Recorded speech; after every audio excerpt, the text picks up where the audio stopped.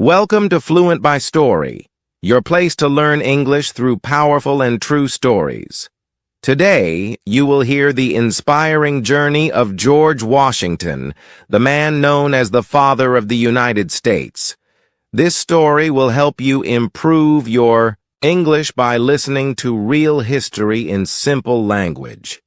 You will learn about his early life, his bravery in war, his leadership as the first U.S. president, and how he helped shape a free nation. Whether you are a beginner or advanced learner, this story will build your vocabulary, listening skills, and speaking fluency. So sit back, relax, and enjoy the life story of George Washington, told like never before, just for English learners like you. Let's begin.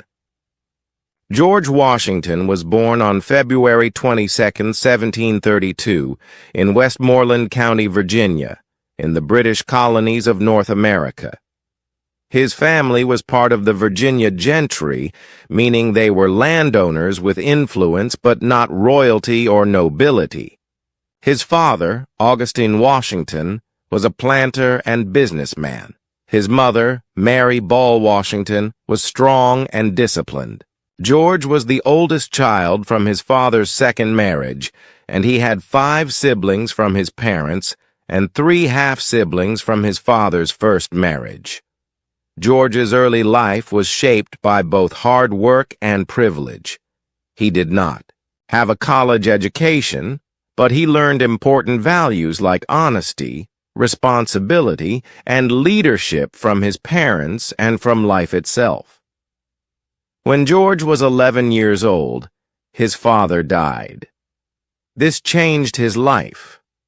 Because of this, George could not travel to England for schooling like his older brothers. Instead, he studied at home and learned practical skills. He especially enjoyed math, geography, and learning how to measure land. These skills helped him become a land surveyor.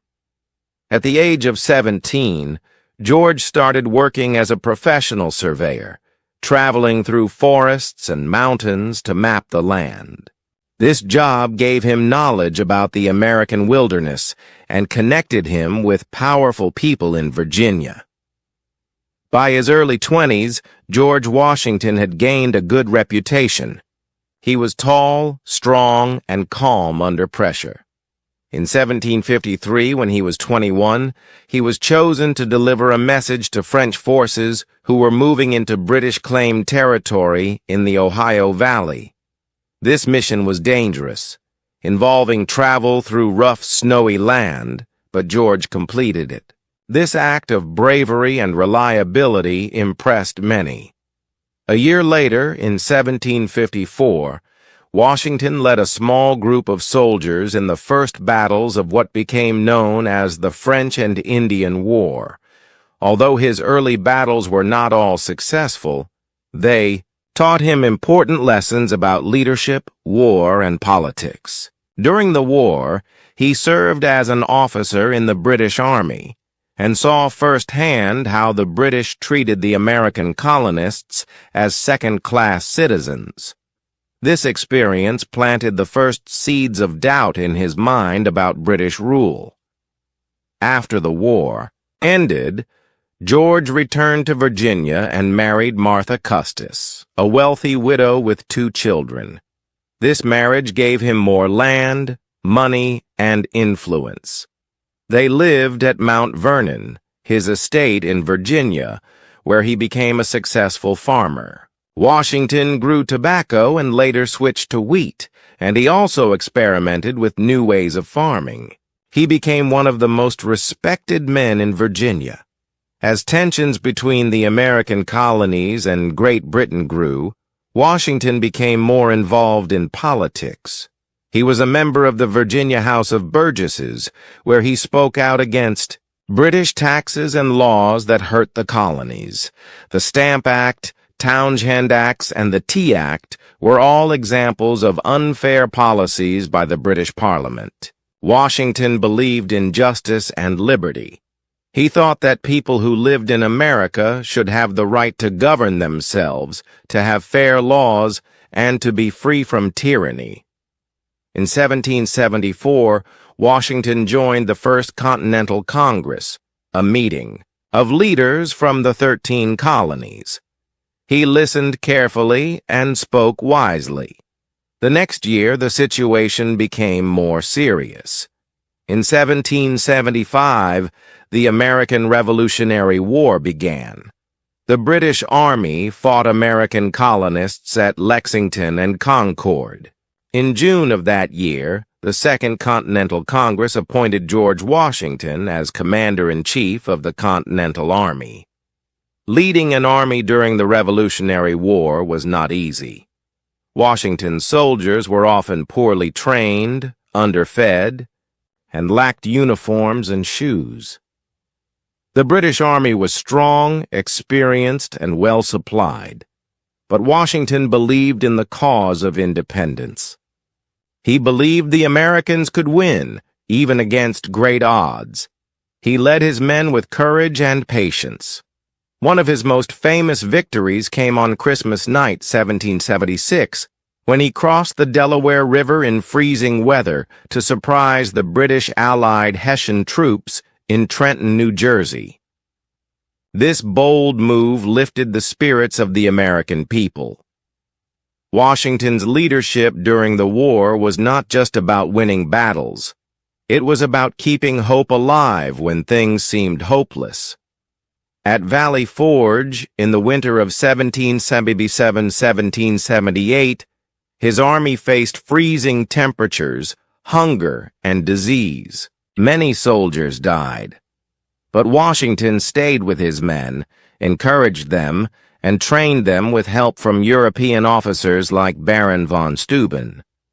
This winter turned the army into a stronger, more disciplined force. Over the next few years, Washington continued to lead with wisdom. He won some battles and lost others, but he never gave up. He worked with other leaders like Benjamin Franklin, Thomas Jefferson, and John Adams to keep the colonies united. Finally, in 1781, with help from the French Army and Navy, Washington trapped British General Cornwallis at Yorktown, Virginia. The British surrendered. The war was over. America had won its independence. In 1783, Washington resigned his position as commander-in-chief and returned to private life. This act shocked the world. Most military leaders in history kept power for themselves, but Washington believed in democracy. He did not want to be a king or dictator. He simply wanted to go home to Mount Vernon and live in peace.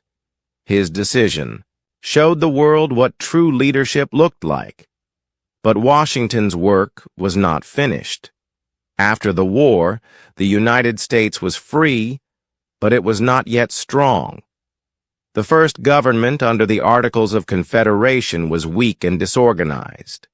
In 1787, Washington was asked to lead the Constitutional Convention in Philadelphia. There, leaders from the states created a new plan for the government, the U.S. Constitution. Washington did not speak much during the debates, but his presence brought trust and unity. The Constitution created 3 branches of government: the legislative, the executive, and the judicial. It gave the nation a new start. In 1789, George Washington was elected the first president of the United States. He received every single vote from the Electoral College. People trusted him more than anyone else. As president, Washington faced many challenges. He had to start a new government from scratch. There were no examples to follow. He created the first cabinet, choosing people like Thomas Jefferson as Secretary of State and Alexander Hamilton as Secretary of the Treasury. He helped design the new capital city, later named Washington, D.C., and set rules for how the president should act. Washington believed in fairness and honesty. He stayed neutral when France and Britain went to war again. He signed important laws like the Bill of Rights, which protected the freedoms of speech, religion, and the press. He also put down rebellions, like the Whiskey Rebellion, without using too much force. Washington showed how to lead with strength, but without cruelty. After serving 2 terms as president, Washington decided not to run for a 3rd term. He believed no one should have too much power for too long. In his farewell address, he warned Americans to avoid political parties and to stay out of foreign wars. His words were wise and are still remembered today. Washington returned to Mount Vernon in 1797. He hoped to enjoy the rest of his life in peace. But even in retirement, he remained active. In 1799, President John Adams asked him to prepare to lead the army again in case of war with France. Washington agreed, showing once again that he was always ready to serve his country. Sadly, on December 14, 1799, George Washington died from a throat infection. He was 67 years old. His death brought sorrow across the young nation. People cried, prayed, and held ceremonies in his honor. Even former enemies in Britain showed respect. George Washington had become more than a leader.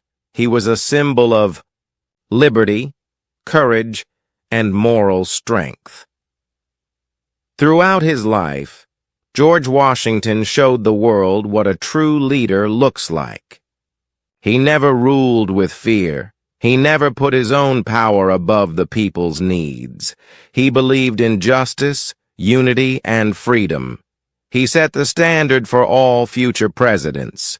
He helped create a nation where people could be free and make their own choices.